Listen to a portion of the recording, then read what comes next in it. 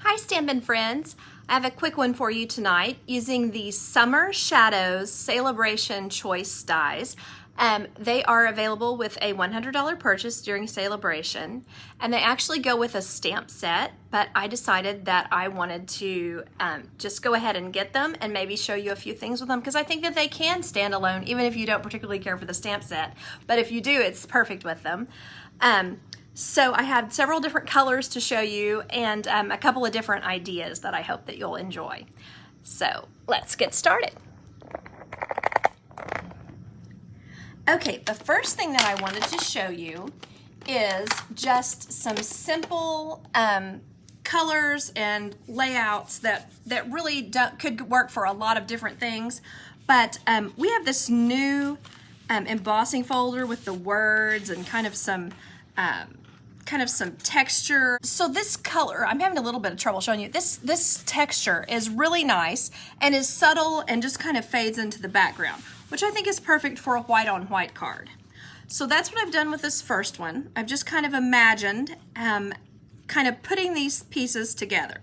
So let me show you the way I would put them together easily. So I like to use, because it's quick and doesn't stick them completely down. If I were to use the Mono Multi green capped glue, I would end up with a very stuck looking layer on here. And I like it to kind of look a little free and easy, because like the sides are going to come up because I've just used these half glue dots here. So there you can see I've just layered that, the more cut out piece on top of the solid piece for my leaves. Then I'm going to do the same thing. I know this is hard to see on the white, but I think when we finish, you'll see there's like it kind of makes a nice look. And then I'm going to show you some options in case you really don't like the white. So we'll talk about that in a second. Okay, so I'm going to put right in the center again there, and then I'm going to put it right on the tip of this large leaf. So I'm just sticking it down again to the more solid piece. Then I have a couple of solid leaf pieces, and then I have this, and this is a little difficult to lay out, so you'll want to make sure that you have it where it actually looks like it is a good match, because it fits up nicely. So it does fit nicely on there, so don't think that it has to be off, but if you wanted it to be off, honestly, I think that could be really cute to just have it kind of at an angle. And that way you would see more background to it. So what I'm going to do on this one, I'm just going to do basically the same thing. I'm going to take a glue dot and just tear it into pieces and put it just, maybe even 3 this time could be good, just on some random spots, because again, I think it's kind of cute when the edges sort of curl up on the edge. Now you may want to do 1 or 2. If you're going to mail this or something, just go ahead and use your Mono Multi green capped glue. But for this, I wanted to kind of allow it to look kind of free. Okay, now I've twisted it and I've gotten off, so now you're going to have to bear with me a second while I get this back where it's supposed to be. There we are. Okay. Alrighty. There we go. So I have that one layered on there. And you're probably not surprised that I think this would make a cute, like, wedding card. So that was kind of my thought on this. So this one I'm just gonna maybe tear twice, get it across both the bottom pieces, layer that on here.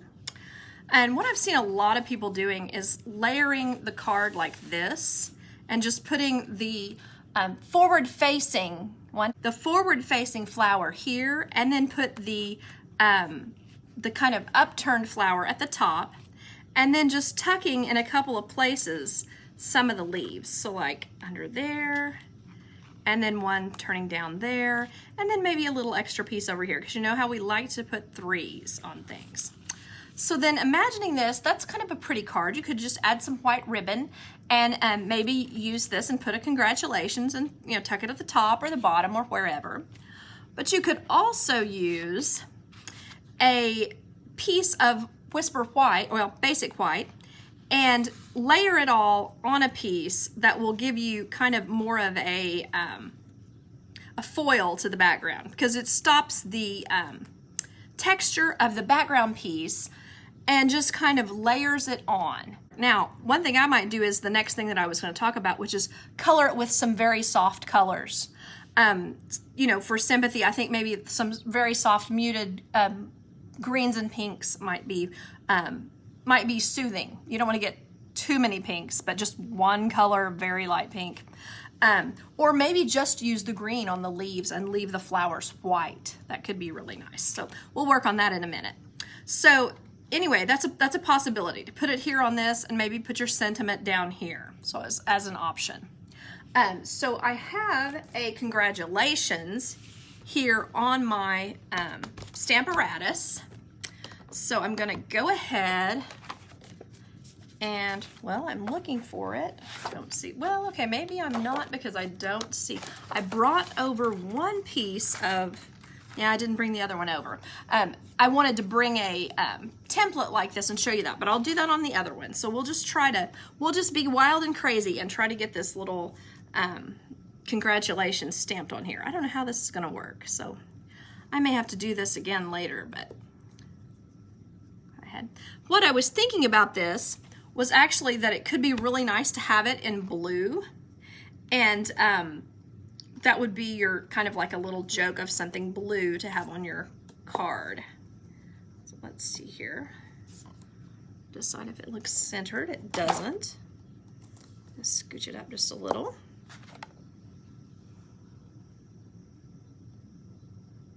Okay, then let me grab the Balmy Blue, which I think a nice true blue is probably the most wedding-like blue. You could also use a gray, and it would be perfect for doing an anniversary card using the gray. Oh, well, I didn't get that one. Hold on. Now, one more time. May have to move that. Oh, there we go. Got it. Okay, so then putting the congratulations at the bottom, you could put blue ribbon, or maybe the little white ribbon dyed with the baby blue blend. That could be gorgeous as well.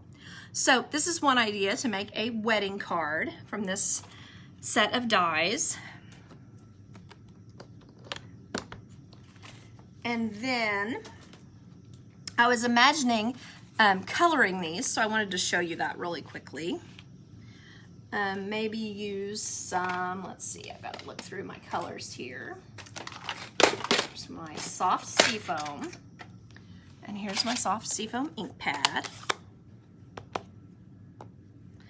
So just to kind of color a little bit here on the leaf. And I would probably just do the same general design that I used, but instead I would use the soft seafoam and some pinks to just kind of give it a little more look. You're right, Connie. I saw one that was gold embossed. What you could really do is also use the gold foil to cut these flowers out. And that looks almost like cloisonne. I don't know if you guys remember that like trend from the 80s or early 90s. And put the darker color, you know, in here, like, because when you cut this out, you could use the other pieces, the basic trash pieces that come out of this, and it would make it look like cloisonne if you used gold on this, and then gold embossing. But yes, gold embossing on a wedding card is gorgeous too for the sentiment or whatever. That would be really pretty. Okay, and now I'm looking for my blushing bride. I'm gonna go ahead and do that a little bit. And so my plan here is to just add just a little bit of color on the underlying piece. Here we are. So there, I don't know if you can see this. I'll do my best here. I just put it under the white. And so to me, that is not too much. It doesn't make it look too ridiculously happy for a sympathy card, but it looks like you've taken just a little bit of extra time to add a detail on that. Not that this is sad looking. I don't mean to say that, but I do think that this gives it is very subtle without being obnoxious. And then just put this little leaf under there. I think that could make a really pretty sympathy card.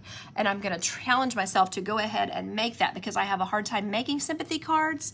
So if I have an idea and a plan, that will probably make it easier for me, I think. So I'm gonna go ahead and finish up this one with just adding a little bit of pink on this bottom layer of the upturned. I'm calling that this particular double dies here. So you could do that one the same way basically as the other one. So that would look really pretty together. Let's put these away. All right. So then I wanted to try some like crazy looking happy ones. So I did a couple of black layers and also a couple of light layers. So for this one, I started using the Blushing Bride under this pink. I think it just kind of fades away. So what I was thinking is that I would use one of the whites again, and then basically just the same thing. Turning it horizontal instead of vertical, and then the same sort of layering. I won't make you watch me do this entirely. There we go, and have this one turned down, you know, kind of facing out. And then this one, oh, I did this the opposite of what I just said. This one turned up, like that. Need my other piece of black. And then I thought this one, we could scoot it to the side and maybe put a small happy birthday over here to the edge. Whoops, I kind of got these off, sorry. You're kind of getting the idea though, I hope. I guess I should have stuck those down, shouldn't I? But put your happy birthday over here to the side or down at the bottom. Either one would look really cute. So this is a way to show you that yes, it can be a happy set. I didn't mean to, that was one of the things I thought like, oh, I made this and I made it kind of sad and then wedding and then what, but it would make a great birthday card as well. So then I also wanted to show you, oh, and this is the hand pinned, or the beautifully pinned paper. That is the other Sale-A-Bration paper. I just think it kind of looks like those, it has an upturned, like here you can see it has a kind of a forward facing flower and then an upturned flower as well. So I thought that kind of, what do you call that? Like repeated it and it made like a nice look. So there's another possibility. And then on this one, I wanted to show you real quick, if you did want to use the Blushing Bride, I thought it could be really nice to use these two guys, and either white or black, but the black isn't bad, to create basically the same thing. Oh, I've got the wrong one. Where it is? There it is. Okay, sorry about that, guys. To make it look almost the same. And then I would probably do the same thing. I would probably take this guy, and I would run it the right direction, but put that under as a card base, or as a layer base. Put that here, add these, and then where's my other? Here we are. There we are. And to me, this one may not need the black on here, and maybe the black is too much. So maybe I would use the white on this. This also comes with these pretty little button, I kind of call them button flowers. They look like forget-me-nots kind of, and I think those are really pretty as well. So something else to add. So yes, you're right, Connie, lots of options, or Lisa, sorry, lots of options. So yes. And the last thing I wanted to do was just basically show you on this one, just some stamping of this middle piece here. So I wanted to get out my Stamparatus and then line it up into my spot. I want the edges straight and up against the top, and then imagining here where it's going to be. And so on this one, I thought I would use the polished pink, and then maybe this thanks. This is from Artistically Inked. You know, we have that one back in the early summer. And so maybe right there like that. Oh, there's something on it. Oh, a little piece of paper. That off. And then I'm going to put it over to the side, which is kind of weird.